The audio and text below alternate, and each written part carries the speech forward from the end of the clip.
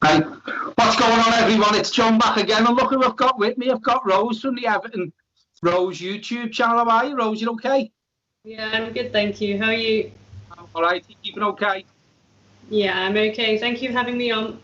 You're very welcome. It's the first time I've done a video with you. I know you've done a couple with Michael, so thanks very much for agreeing to come on the Blue Boys Network again.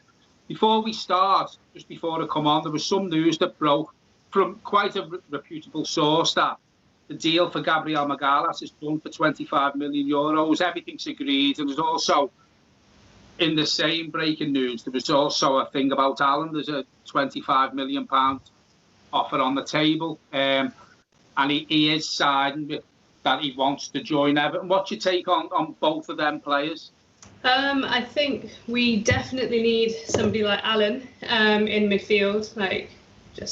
He's just a battler. He just battles in midfield. And Gabriel, if that's true, that's really good, because I thought yesterday it was reported that Arsenal had beaten us to it, and United were also in for him. So for me, my priority, I'm sure we'll get into this later, but it's like midfield and wingers. But we also need a centre back, and I honestly haven't seen Gabriel play a game of football, so I can't say what I really think of him. But if that's who we want and that's who Ancelotti wants, then I'll back him. Totally agree. There's a lot of people on Twitter slagging Everton off, and I thought we would have had someone in by now. To be fair, there's a lot of people on Twitter going, "Oh, we've got no money. There's no money to spend. We haven't signed anyone by now." I'm really pissed off over the fact that Gabriel was going to Arsenal yesterday, but 90% of these people have probably never seen Gabriel play. So that's Twitter, that's social media for you. Do you know what I mean? And yeah, it is frustrating because of the season we've just had. Me, you, Michael, probably all Evertonians probably thought we would have had someone in by now. I can see us getting 3 in the window, to be fair. I don't know if you've seen the thing the Esk done yesterday. He put out, he done like a big write-up about Everton's financial situation, and basically what he was saying is Everton need to find £50 million, because even though financial fair play, there's sort of a halt to it, clubs won't be able to benefit from that until next season. So I was talking to Michael about this, and I think Ancelotti knew this when he first come in. Look, your first season could be a couple of loan deals, there might be a bit of money to spend, but the second thing, we can really go for it. And I think, listen, there is money. People say, oh, Everton are skint. There is money, there's plenty of money, but the fact of the matter is we can't spend it, and if it was me, I'd just take the fine, because Man City got away with it. So, listen, it's not my money. Take the fine, exactly, So, right, so I want to move on now to your thoughts on the season just gone. I mean, where did it go wrong for you? And I know we had a change of a manager off halfway through. We needed that change, to be fair. It was a bit of an up and down season. We got some great victories, but we also got beat by Norwich at home and Bournemouth at home on the last game of the season. And they're games that, if we're aspiring to be better with the manager that we've got in charge now, they're games that we should not be losing. And I'm going to say this word again, it's mentality. And I sort of get the last game of the season, because I can't remember the last time Everton won a game, the last game of the season. We got beat by Tottenham last season. This season it was Bournemouth. Bournemouth had everything to play for. Thought Everton should have took advantage of that and attacked Bournemouth more, because they had to come at Everton, and we didn't. And it was a poor end to the season.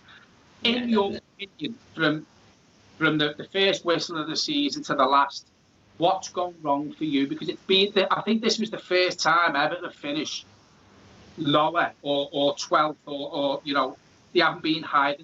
This is the first time they haven't finished higher than 12 since 2003. Now, with the manager we've got in charge and the money we've spent, that is shocking. So where did it go wrong for you? I think it goes back a few years, really, depending on how far back we want to go. But just talking about last season, I think losing Ghana, I knew what a loss it would be, but I didn't imagine that then Gabaman would get injured for the whole season, and Sidibe didn't really work out at right back. we didn't get a centre-back, so obviously we lost Zuma essentially and didn't replace him. We were clearly chasing him all of last year in the transfer window. But I think we've overpaid for a lot of our current squad. I think I saw that Bernard's on 120 grand a week, and he doesn't turn up most of the time. He has a few good games and then he just kind of disappears for 10 games. And I think generally we haven't had a long-term plan at Everton. We keep chopping and changing the manager. As you say, in December it was really needed because we were just in free fall and, it was looking like a relegation battle. But I think the managers we have are just signing who they want at the time. So even like Balassi now clearly wants to stay. He's constantly posting on social media. He's not going to stay. Ancelotti's made the decision. But it's just like he's the example that he was okay at Palace. We paid 30 million and then he just got injured. So it's luck as well, I guess. Like, I think it's a combination of things. Yeah. I think a lot of the players who are at the club now have seen that Everton have been splashing the cash. St. Tosin is a perfect example. Everton have him gone for a long, long, long time, and he keeps coming out saying, I want to battle for my place. Now, I'm not being funny. There's nothing wrong with it, because if it was me, if it was you, and we were picking them wages up, we wouldn't want to move because he's not going to get them wages anywhere else where he goes. Yeah. You know what I mean? Balassi's another one. I don't feel sorry for Balassi, but he's been very active on social media, and I've seen someone now he's been told to train with the under-23s. Let's just see how active he is with the Everton fans. Do you know what I mean? So there's a lot of decisions to be made, and you going back to the managers that you said. I've said this many times on the channel before. When Moshiri come in, he'd never run a football club. He'd never had to pick a manager while he was at Arsenal. That wasn't his job. So when he's coming to Everton, that's been his job. And as the managers have gone on, if you go through the managers, he paid compensation for Marco Silva when Marco Silva wasn't even at a club, because he just splashed cash like a kid in a sweet shop. Do you know what I mean? Then he brought Sam Allardyce in, which it's a known fact Moshiri was pooing his pants about relegation, and that's why he brought Big Sam in. For me, I think he acted 4 or 5 games too quick to bring Big Sam in. Then he's brought Koeman in the past as well. Koeman didn't have Koeman. I said this to Michael. The reason why we brought Ronald Koeman was for the name. The name, yeah. It wasn't on his success. Yeah, he done okay at Southampton. I think he won a league somewhere else abroad, but it was a poor league. So for me, that was a manager who got brought in because of his name. Yeah, because of who he was, yeah. Moshiri now has started to realise, and he's mentioned the words, the Hollywood manager. That's what we've got now. Now, we have to back this Hollywood manager. Marcel Brands needs to earn his coin, because if he doesn't start earning his coin, he's got 12 months left on his contract, he'll be gone. And it doesn't make sense. He's on the board, but that doesn't come into it. If they don't renew his contract, what else can he bring to the club, Marcel Brands? Nothing. For me, it wouldn't bother me if we got rid of the director of football and let Carlo Ancelotti have free reins to get who he wants. Yeah, make the decisions. And going back to your question, I think definitely last year, I know that because I've been watching Michael for a while, I know that Michael got a lot of stick when he came out after and said he hasn't got him a centre-back, he hasn't got another central midfielder. He got a lot of stick from a lot of fans on here. But actually, he was proven right. That Brands kind of did fail in that role last year. So he has to, as you say, he has to do better this transfer window and in the next one, because it won't be one, it will be a few to fix this mess. Yeah. It's it's not going to happen overnight. But we've also got to look at the deadwoods we've got to get rid of.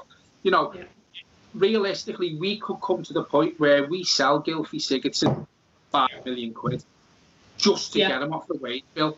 And that is a big loss. And, Moshiri has got money, but there's only so much he will throw at the club. There's only so much he will. And he'll go, well, hang on a minute. This isn't working. Yeah, it's a bit like Schneiderlin as well. We signed him for 20, we've sold him for 2. So, yeah, it's £18 million loss. A Wobie, for me, I don't see him going in the summer, but he's not going to play regular. So it's going to come to the same position with a Wobie in 18 months to 2 years' time. Yeah, he'll be further into his contract, but you're definitely not going to get the money that you paid out for him. No. It's just ridiculous. We've been too quick to throw money about, and I say this many times. If you look at the signings Brands has done, you could fit the good signings onto a postage stamp.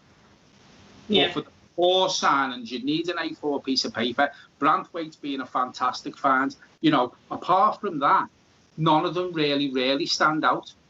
Yeah, and I think Richarlison, it was more the Marco Silva factor, actually. I wouldn't even say it was... I mean, Brands has clearly helped him as well, but I think Richarlison's actively said that, you know, Marco Silva was like his football father when he came to Watford, and then he joined Everton, so we have Marco Silva to thank for that one. So, but that flip side, you'll probably agree that Brands let Marco Silva down by not getting him a centre-half in. Yeah, you know, exactly, yeah. He put all his eggs in one basket for Kurt Zouma, and when Kurt Zouma decided that he was going to be staying at Chelsea to see if he can make it work there for himself, and it didn't. He had no plan A, B, or C. Do you know what I mean? Yeah. It's Kurt Zouma, and that was it. Okay, so we all. But oh, sorry, I was going to say that we're being rumoured with him again. Like, yeah. I think the other day, and I'm really torn about it because, as you say, for me he had his chance last year. You know, we wanted him. He didn't want to come. He wanted to fight for his place in the top 6 side, and for me, he's failed. And now again, you know, Everton are the last resort. I hope that Gabriel is true, and then we don't go back for Zouma. I really do. It's the same with Zaha. You know, apparently now he can leave for 30 million. Now, we were linked with him last year, and I don't think that was down to Zaha not signing for Everton. I think that was down to Crystal Palace wanted something like £80 million for him. Yeah. Personally, I would take Wilfried Zaha for £30 million. You know, but we would be signing him to create chances. If you look at our wingers now, we haven't got a winger in the mould of, you know, wingers we've had in the past. I mean, you're a lot younger than me, but, you know, we had Andre Kanchelskis who played on the wing. You probably remember him. He put some great balls in. The wingers we've got, Richarlison, even though he's classed as a winger, he doesn't really put much ammo over the centre forwards. Bernard's hot and cold. Walcott's another one. He's hot and cold. He will be a squad player at best next season for me. Walcott will get these players in. So we all, listen, I think we've come to the conclusion that minimum Ancelotti wants is 3 players, which you've mentioned, a centre-half, a centre midfielder and a right wing. For me, we need double that. We need double. Yeah, we do. But three quality players, a centre-half, a centre midfielder and a right winger, as long as they're better than what we've got, which they will be. He's not going to take a backward step because Ancelotti's not like that. Does improve the team. Does it improve the team enough to push us to them European spots if we only get 3 players in? For me, no. I look at the teams, you know, not even looking at the top 6. You know, you look at somebody like Wolves now, and I'll bring up a player, Garner. You know, Garner's being linked with a move to Man United and Wolves. And for me, you know, I would ideally say no to Garner, but if he's going to go to Wolves or Man United, I think we just need to say no, come back to us, because, I mean, the way that Wolves beat us towards the end of the season, imagine if they had Garner as well. You'd have no chance. And United as well, you know, Sancho, Garner. I just think, it's so hard because we have to essentially strengthen ourselves by, you know, not letting him go there. And I'm so torn on that one as well because he's 30, but we know what he can do. The video I done with Michael last night was about sentiment, and I don't know if you've seen it. I'm past the point of sentiment now with Everton Football Club. You know, there's been too many times. We brought Rooney back. We're now linked with Garner. You know, listen, Gomez has gone poor since Garner left. But I'm past the point now where I want players coming back. Do you know what I mean? As you quite rightly say, he's 30. And don't get me wrong, Garner didn't push the boat to want to leave Everton. He'd done it correctly. You know, a bid come in. He didn't push the boat. He was still playing absolutely fantastic when he knew PSG were after him. So on that side of it, I think he was a proper professional about it. Yeah. But Kurt Zouma, for me, Garner, I just think they do improve us, but I want to move on. But someone pointed out to me on Twitter about Lukaku. Would I have Lukaku back? Now, it's a great point because I'm on about sentiment here. But for me, I'll go past the sentimental bit with Lukaku, only for the simple fact is he's He's still young. He knows where the goal is. For me, years gone by, Everton have never missed a player as much as they missed Lukaku. We've never replaced them.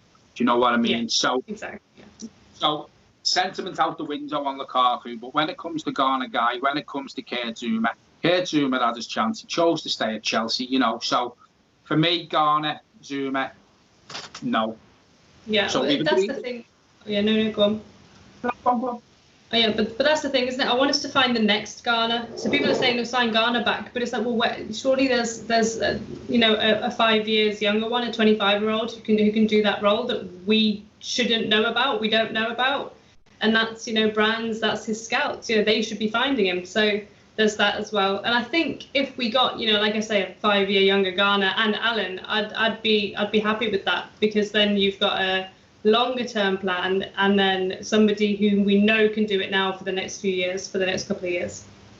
Do you know what? You're spot on. You've hit the nail on the head. Ghana would be okay for 1-2 years, but this plan isn't going to happen in 1 to 2 years. It's going to take 2, 3, 4, 5 years to get into place. By the time that project that we have comes into place, you're looking for another Ghana anyway. So why not start looking for another Ghana at the beginning of the plan? Exactly. So you're spot on. But what I'm going to point out now, we've agreed there's 3, probably 6 to push us on. Let's start looking at the players now who are playing most weeks, the bigger names, shall we say. So you've got the likes of your Jordan. Well, I'll go through them player by player. Jordan Pickford, what would you do with Jordan Pickford? If you asked me about 3 months ago, I probably would have said keep, but just in that Wolves game, I just lost it with him. I don't think I've ever been that angry with a player in a long time. Like, just that, we're 2-0 down, you make that mistake, luckily it doesn't go in, otherwise it's going to be 3 already, and it's like a joke. You just treat it like, yeah, they laugh, stick the tongue out, and I'm just, what are you doing? And then didn't he make another mistake in the Bournemouth game as well? I think he did. And he let the ball go under him, and they scored 3. So honestly, I don't know who's going to buy him. I don't think Chelsea were rumoured, weren't they? But I can't see them. I know he's not keen on Kepa, but I'd probably just do a straight swap for Pickford and Kepa, because all day. I just Pickford, so many mistakes. His attitude as well. I think someone said this to me, and I think I agree. I think he was made England #1 a bit early. As well. I think his ego is massive, and for me, I think I don't know who's going to take him. What would you do? Oh, listen, wherever he goes, I'll drive him there for free at my dad. I'm telling you now, free. I'm telling you. We've been linked with Romero from Man United. If we did get him, he wouldn't come as a number 2, because he's not going to leave Man United, who are going to be in the Champions League. Yeah, he will be sitting on the bench, but he's not going to come to Everton to be a number 2. So, personally, I can't see him going. I can't see him going. Do I want him to go? Yeah. Now, we'll rattle through these because I don't want to keep you too long. So then you look at Moise Kean and Yerry Mina. If we bring a centre-half in, do one of them go? And if they do, which one would you be happy to see go? I think if Gabriel comes in, I think Moise Kean will be the guy who goes, because he's older, he's a few years older than Yerry Mina. I think Moise Kean as well, when he's asked to play out from the back, he's not okay. When we play, the low block kind of position, then he's all right. But I think with what we want to do going forward, we want to play out from the back. We've got Holgate, Branthwaite looks comfortable doing that, and Mina as well. I mean, only one of our players could get injured trying to do a step over and play it out from the back. But at least he can actually do that, So I think it will be Kean who goes. I mean, I got a message a few weeks ago sent to me, and there was 3 clubs that were in for Moise Kean. It was Burnley, Sheffield United, and Tottenham, believe it or not. I find the Tottenham link a bit weird, but there was 3. I can see Moise Kean heading back to Burnley. Yeah. If he leaves Everton. You mentioned a player before, Bernard, £120,000 a week. We got him for nothing. Yeah. Probably why he's on the wage he's on. What's your take on little Bernard? He reminds me of Anders Limpar, but he's just not as consistent as Limpar. Yeah, I mean, I like that when that connection works with Luca Dean. I think it's a good thing, but we just haven't seen much of it this season. It's probably 2018-19 season where he was consistent for a good number of games. I think that was his best season for us. He got like 4 goals and 5 assists, but it's still not enough. And so I wouldn't mind if he went as well, to be honest.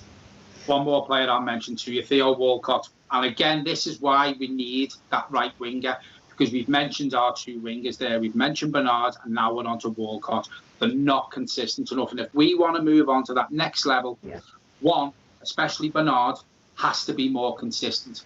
Or 2, we need to bring that right winger in. We haven't really been linked with a right winger. They're hard to come by wingers. Do you know what I mean? And I don't know who we will get at right winger. Really, really don't. Theo Walcott for you. Squad player. I think, it's very hard to shift all of these players because they've been poor and there's not going to be a lot of takers for them. But Theo, he can pop up with a goal like he did, forgetting the game, the 1-1, against Villa. He could do something. We've been linked with that Leon Bailey as well, from Leverkusen. I'd take him. The fee will be around 30-40 million, I think, but he can play on both wings. He's 22. He wants to play in the Premier League, and he's better than what we've got.